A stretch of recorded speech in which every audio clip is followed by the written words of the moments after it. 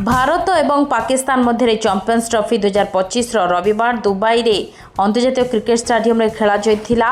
तेबे मैच रे इंडिया रो महाविजय होईछि। धार्य 242 रन लक्ष्य पिछा करी भारत विराट कोहली 51तम विराट शतक सहित 42 ओवर 3 बॉल रे 4 विकेट हराई 244 run करथिला।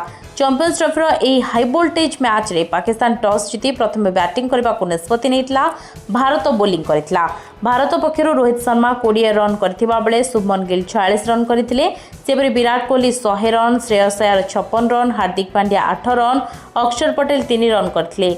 Pakistan 49 over 4 ball all out होई 241 रन करथिला। फल टीम इंडिया पई विजय लक्ष्य 242 रन थिला। पाकिस्तान पक्षरु सौद शकील 62 रन करथिबा बेले मोहम्मद रिजवान 46 रन करथिले।